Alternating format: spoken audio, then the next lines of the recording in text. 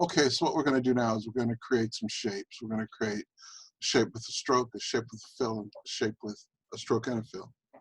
Then we're going to look at selecting shapes, grouping shapes, and placing shapes on layers.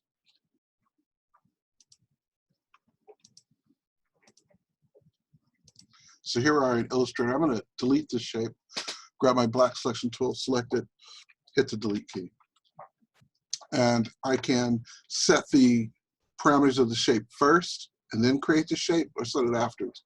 I'm going to grab the rectangle tool, and I'm going to choose to make the rectangle red, and I'm going to choose to give it a stroke of blue, and I'll make the stroke, let's set the stroke to 10 points, 10 pixels. I'm going to click and drag, and there's my first shape. Now, I want to deselect the shape by clicking with the selection tool and clicking away to deselect the shape. Now I'm going to create another shape, and I'll just start with the same settings. I'll grab my rounded rectangle and draw another shape, and by default, it's going to have the same settings as the last shape I drew, but I'm going to modify it. I'm going to just have a stroke for the shape, so I'm going to go up. The shape is still selected, and if it weren't, I'd grab my black selection tool and then just click on the shape and select it. And now that the shape's selected, I'm going to set the fill to none, and then I'll change the color of the stroke, whatever color I want. And then I will grab the black selection tool and click away to deselect. And I've created my second shape.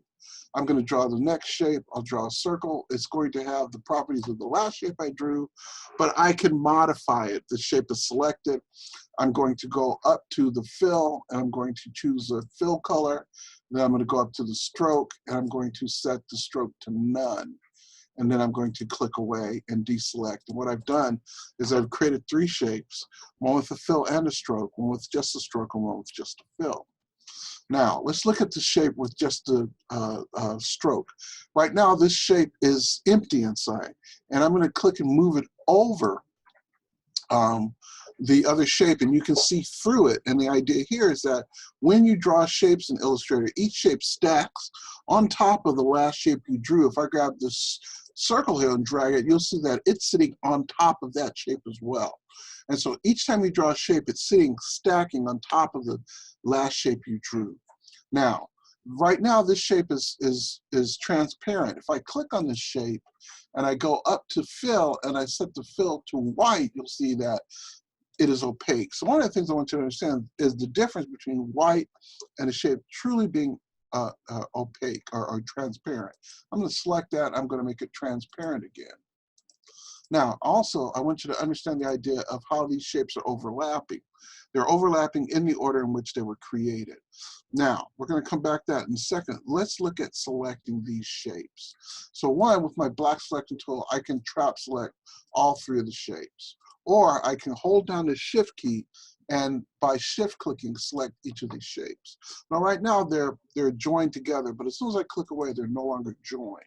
What I want to do is I want to be able to make that selection more permanent. So if I trap select all 3 of these shapes and I want to make them more permanent, I can create a group. So let me start by just selecting 2 of the shapes. I'm going to shift click on one shape, hold down the shift key, shift click on another shape, and I've selected these 2 shapes. I go up to object and I choose group. So these 2 shapes are part of a group now. When I click on one, it selects both. Whatever I do to one will be done to the other as far as resizing and modification. With the 2 shapes selected, I'm going to hold down the shift key and select the 3rd shape, and I'm going to go up and make another group, object and group. Now all 3 of the shapes are grouped. So what I have is a group within a group. If I deselect and then click on any of the shapes, all 3 of them are selected. Now, I can take the group and I can deselect from the group. If I go back up to Object and I choose Ungroup, I have to click away because it's still selected. And now when I click, you'll notice that the circle is still just a circle, whereas these 2 shapes are still grouped. I'm going to ungroup those as well. I select them, I go up to Object, and I click Ungroup. And now I have to click away, and now each of the shapes is a separate entity. Now, one of the things that trips students up a lot is when you double-click on a shape, it isolates the shape. And you'll see up here, it'll say layer and rectangle, and only this one shape can be manipulated. And the whole idea with that is anytime I want to edit just one particular shape, I can double click and isolate that shape on the screen. But it's really easy for people to miss that and get confused as to what's actually being selected. So you can always double click on a shape, select it, isolate it, and edit it away from the other shapes. And then to get out of it, I just click that arrow in the upper left-hand corner that takes me out of isolation mode. I have to click it twice, and I'm back down on my canvas. So we just went over selecting. What we did was we selected and we looked at groups, and the idea is that lots of times when you're working in Illustrator, you'll want to create groups, and then it's easier to move or resize or whatever the case may be with your shape. Now, next thing I want to do is talk about shapes overlapping and the order in which they're overlapping. We'll do that in the next exercise.